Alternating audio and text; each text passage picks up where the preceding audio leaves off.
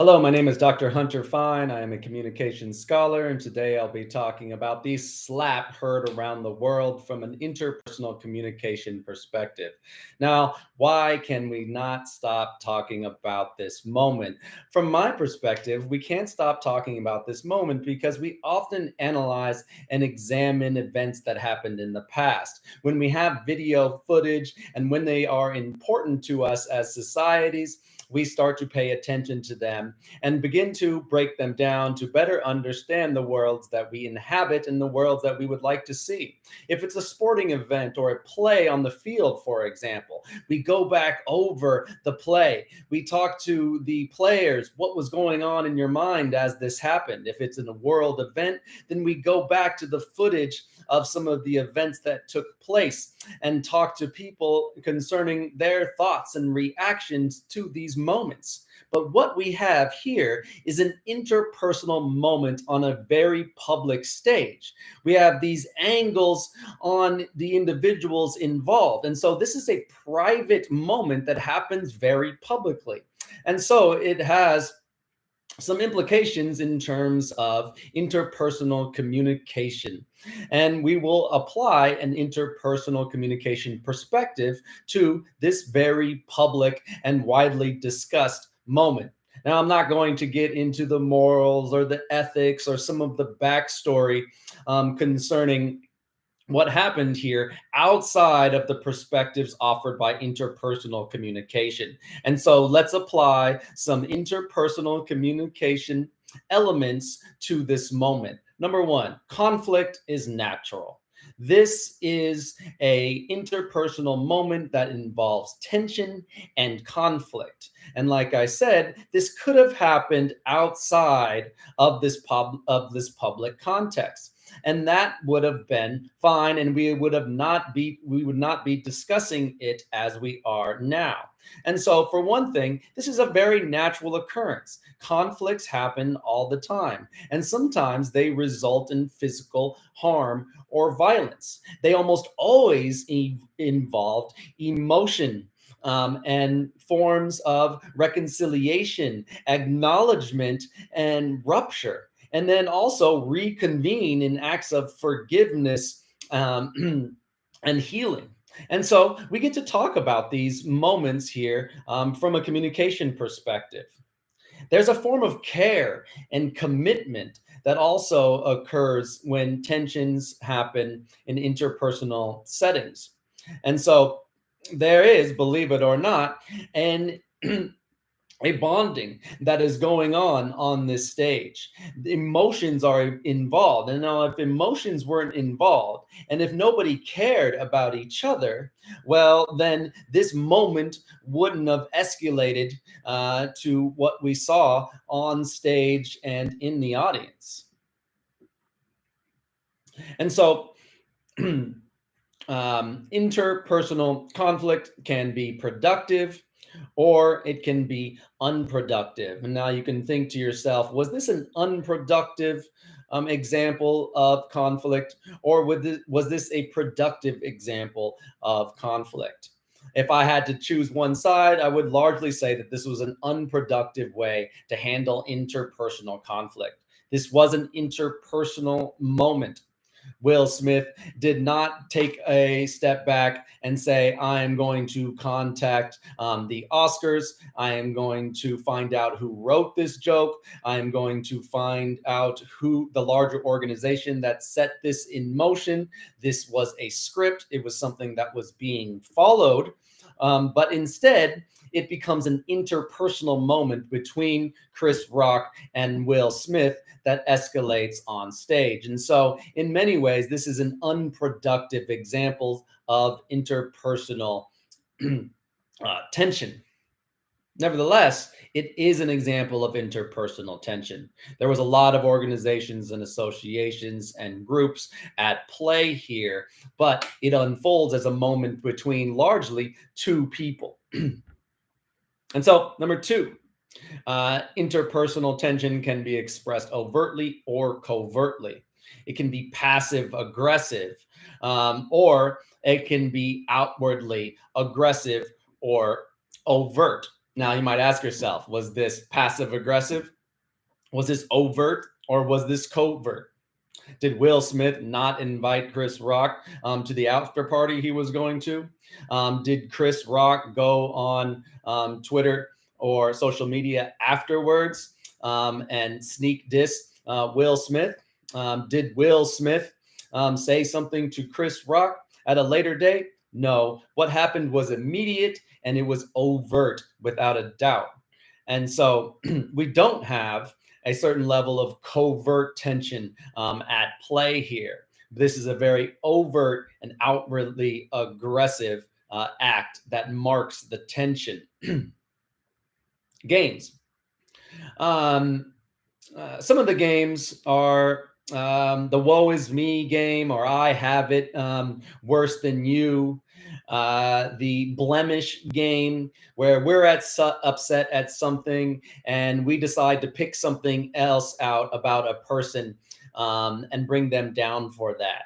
Or someone tells us something that they've gone through that was hard, and we respond with something that we went through that was even harder. And so these are just certain rules of interaction that we go into when we have interpersonal conflict and tension. And oftentimes we just go into these games. And what's wrong with these games? We hear it oftentimes in everyday speech. I don't play games, or you're playing games now. And so these are a set of rules that we go into that govern and guide the interaction. And in this case, the tension. Now, what they do is avoid the real issue. And so they are problematic in this way, and they're kind of a form of dishonesty. And so, was there a game at play here? I think definitely Chris Rock was playing a game. There was rules of engagement. He said a joke. He said a series of jokes that clapped at almost everybody in the room, and he was on a string of jokes that discussed relationships that were in the room. And he knew that this would be divisive. Every time he said a joke, they went to the relationship that Chris Rock was discussing. And so there was tension. There was tension in the previous relationship snapshot that you saw before Will and Jada.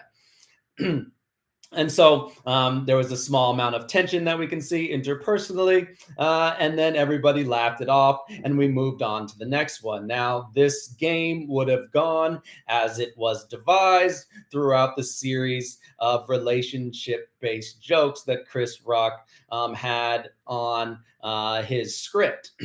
But we get to this one, and the game shifts. The game changes. Chris Rock is playing the game the entire time. He gets smacked in the face and still continues to play the game. The game never stopped for Chris. At one point, he says to himself, "Oh, I could." And in that instance, the game kind of breaks down slightly, and we can see him contemplate doing something outside of the game script, but he doesn't succumb to that. And so, what does he do? He continues to play the game, even when the rules of the game are broken by Will Smith. Now, Will Smith, I think his performance of the game is even more telling and a little bit more interesting. And so, as the joke unfolds, uh, as he looks to his wife, and there's some interpersonal tension clearly between Jada and Will. And then Will decides to do what he does. But at this point, he seems to be going into his own game that he has devised. Chris Rock has his game. The Oscars and Hollywood have their game, in which and in this game, I am at the expense of the entertainment value of the evening. And so I'm going to go into my game. He buttons up. He walks up directly to Chris Rock. The whole entire time, he has the ability to think to himself, what am I going to do when I get up there? Am I going to whisper something into Chris Rock's ear? Am I going to grab the mic and say, that wasn't cool? Or am I just going to turn around and walk back right now? And so he doesn't do any of those things. As a mature, talented adult, professional, and father, I think if he was thinking outside of the parameters of the game that he created, he might have gone with any of those other options. As we'll come to, do you think this was handled well? I think most of us will agree that this was not handled well. And why wasn't it handled well? Well, the idea of interpersonal conflict and games gives us a little insight into answering this question. And so he goes on with the rules of the game he has devised. He walks up, he walks directly into Chris Rock. He wheels back into this Hollywood performance style smack, and he follows through as if the cameras are panning in on him, turns around, smirk on his face, struts back, proud. Now, is he actually proud of what he has done? I don't think he sits there today and says, I'm proud of what I've done. I don't think he sits there and thinks, that this is what I really wanted to accomplish and achieve at that moment. And I can say that because at the end of the Oscars, he started saying something about love and being a force of love and belonging in the world. And so that does not translate to the actions that he just previously did. So, what is he happy about? Why is he proud of himself and smirking? Well, maybe it's the game that he played. He devised the rule of that game. He walked up and he performed it um, well according to the rules of the game that he devised. And so he's proud of his performance of achieving the rules and adhering to the rules of the game that he set forth.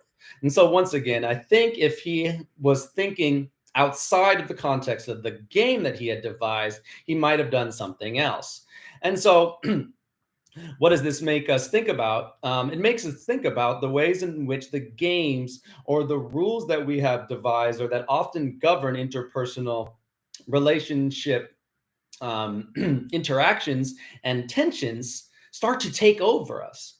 And we start to achieve the success as it is placed within the framework of the game and not really think for ourselves. And so it takes away agency. And so you hear the phrase often, let's not play games. Let's be honest and think how we would actually feel in any given situation. And so you might think about some other games, some other types of rules governed interactions that you go into in interpersonal moments. Now, this is a big one. Social groups shape the meaning of conflict. A lot of people have been talking about the subject positionality of the people involved. And so we have a woman, we have a man, and then we have another man on stage. And as Will Smith stomps to the front of the stage and physically assaults Chris Rock, now we have a conflict on one of the largest stages of the year between two black men. Now, this is not does not provide good optics for the social groups or the individuals involved. And I think Chris Rock was very cognizant and aware of this as he wears the slap in a very admirable way. I think he thinks to himself, and you can see him think to himself, the nonverbal body language all indicate that he did not know that this was coming. And so he puts his hands behind his back prior to the slap. He gets slapped, and you can see him reel back with his left hand. It starts to almost form a fist, but it doesn't completely form a fist. As soon as he becomes aware of what just happened, he puts his hand back behind his back and grabs his hand behind his back. Now, this kind of restrains yourself. When you do this, you make yourself vulnerable, but you also obtain a kind of a regal stance. in a declaration that I am vulnerable, but I am also strong and confident and potentially better than those around you. So he also restricts himself from doing anything. Verbally, he restricts himself, saying, "Oh, why I could." But I think it was a very admirable move. He doesn't. Because what are the optics already at play? The last year's Oscars were Oscars so white. At this Oscars, we have a very public and in various ways quite damaging conflict between two black men on stage, and Chris Rock restrains himself. He says that was the greatest night in television history while the night is going on. And so this is an indication that in his mind, he's already thinking about the conversation the next day and the optics of the situation. Now, other comedians have come out, such as Kevin Hart, and they have said that, oh, that wouldn't have happened to me. Will Smith would not have done that to Kevin Hart. Other comedians, such as Jimmy Kimmel, have said, oh, if that would have happened to me, I would have ran. And so we can just see a kind of a different reactions or notions that the situation would have happened differently if it was a different comedian on stage. And so the social groups here become important and shape the meaning of the conflict.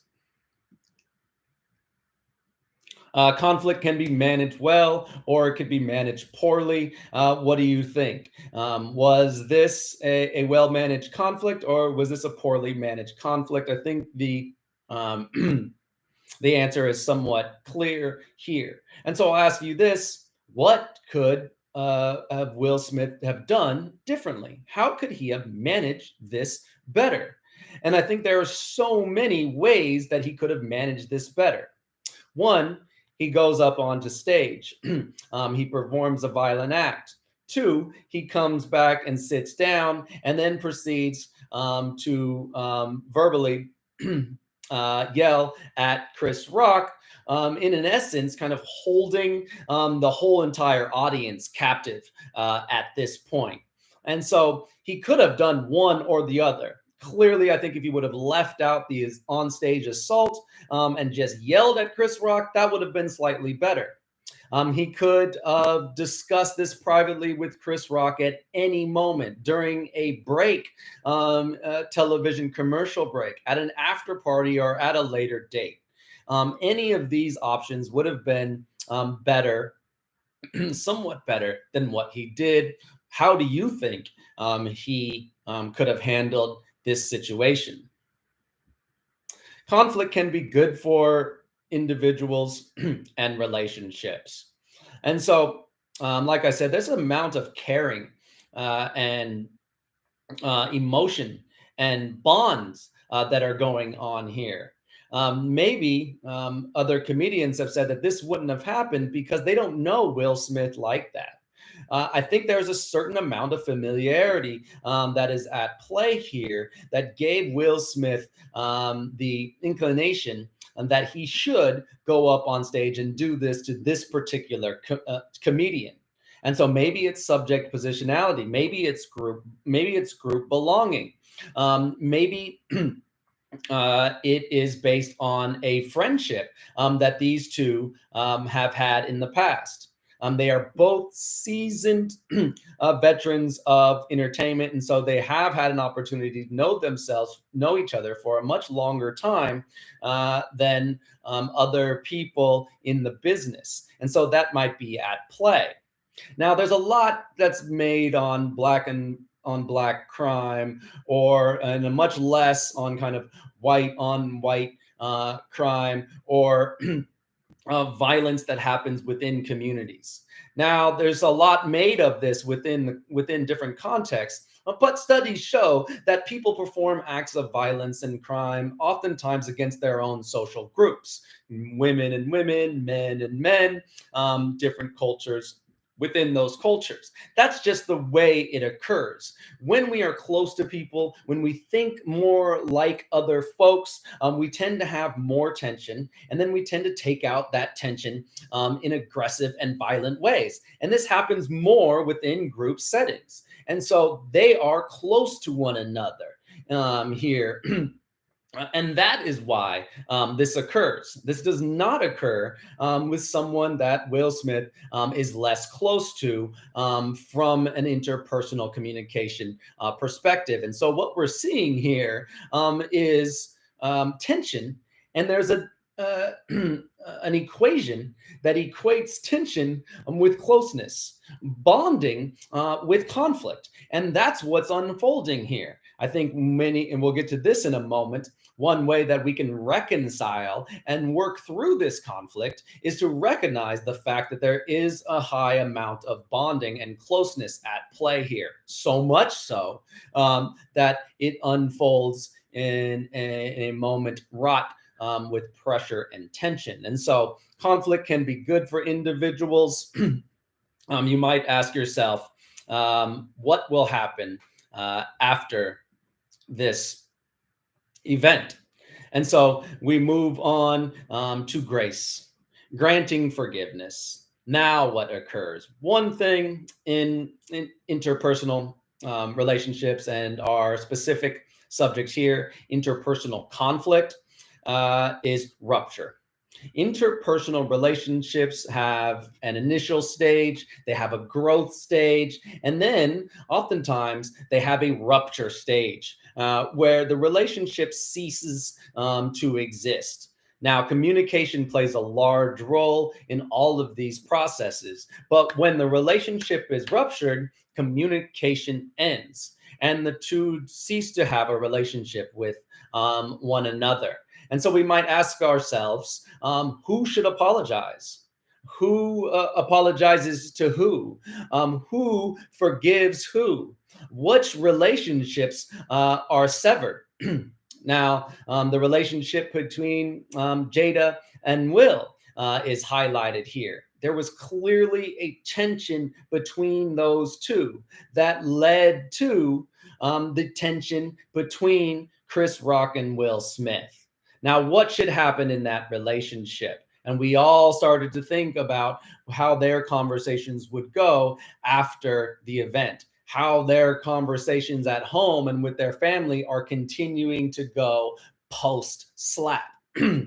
And are they closer together? I defended you.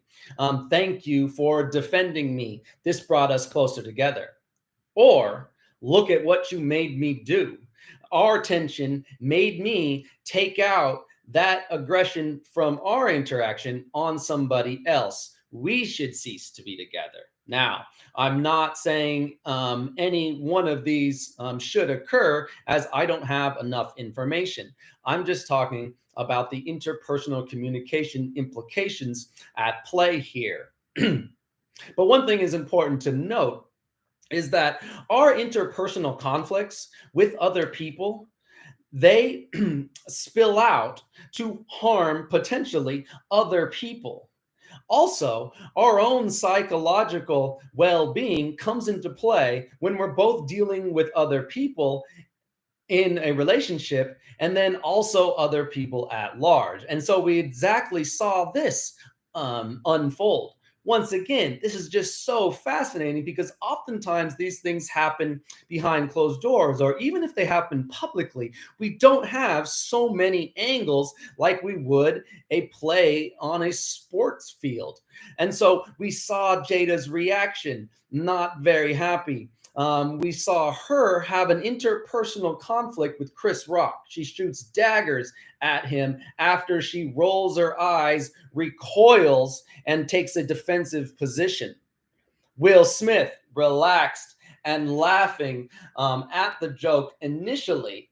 Now, a lot of people said he had the kind of happy Hollywood face in the front row and he might have been laughing at the previous joke. But I think it is pretty clear based on his body language that he thought that joke was somewhat funny.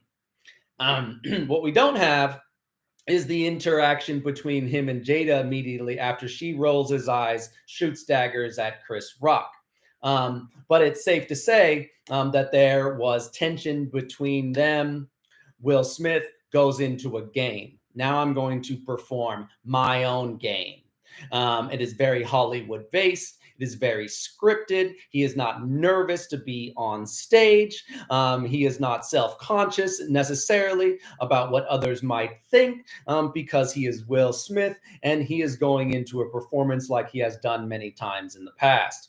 He goes on stage, he does what he does. Chris Rock doesn't really break form and sticks with the script of his game, and they go back to their respective stations. And now we all go, was that a scripted moment? Was that a game? Or was that very real? And what we have is an interpersonal communication moment that goes into a game.